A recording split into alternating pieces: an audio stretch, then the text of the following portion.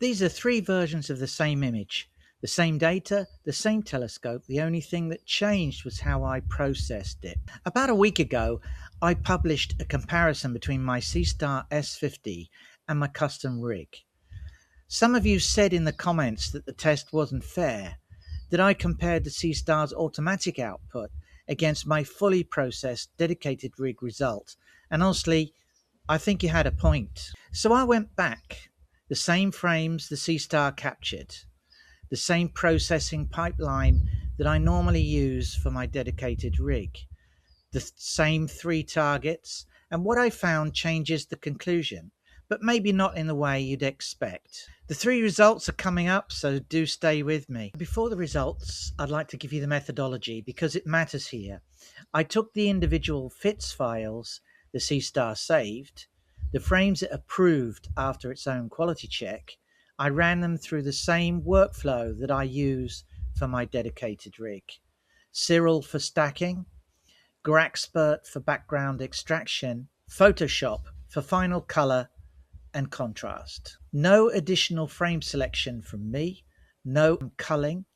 The same frames the Seestar chose, processed externally this time. That's the only variable here.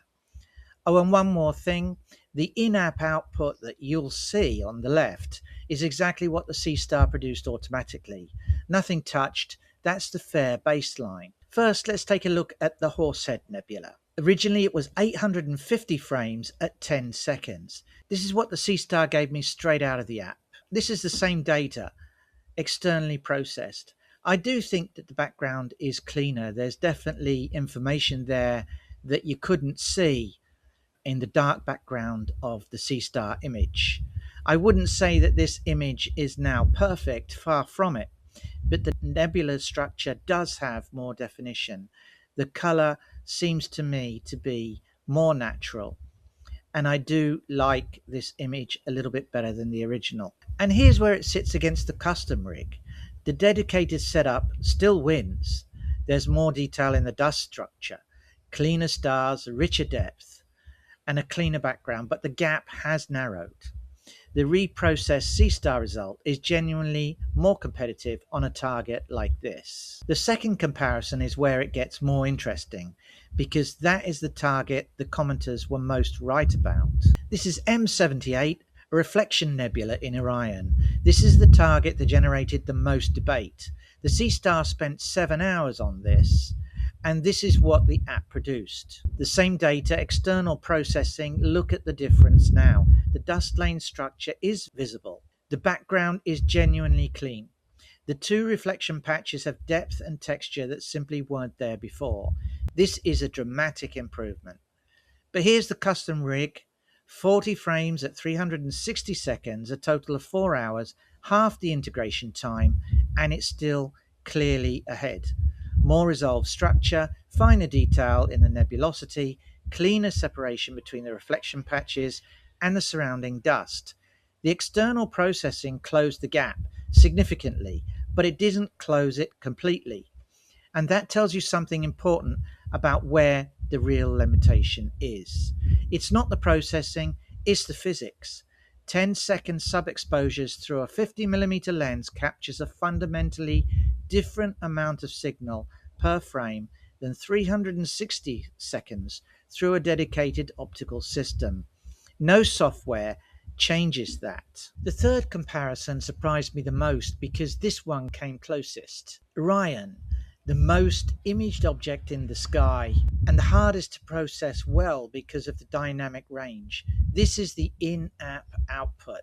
Reprocessed, the core detail is better controlled, the outer nebulosity has more structure, the background is cleaner, and on this target the gap with the custom rig is the smallest of the three. Side by side with the dedicated rig, they're closer than I expected.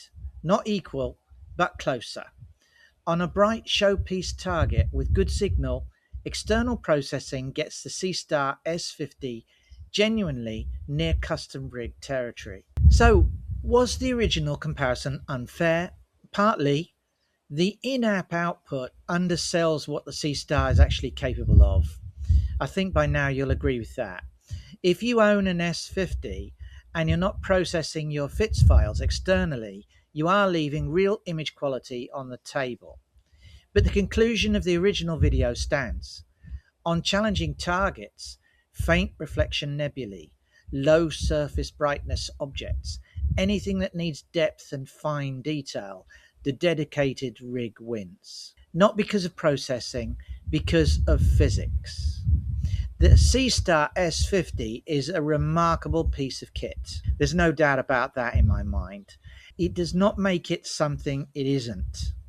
If you want to go deeper into processing your own data, I put together a free imaging checklist and a list of 50 must-image nebulae. The link is below. Please do sign up, and both are free. Did the reprocessed results change your view of the Seestar, or does the hardware limit still matter more to you than the processing? Please drop your comments below. I read everyone. The original comparison is linked here if you want to see where this started. Look down at the description for the link.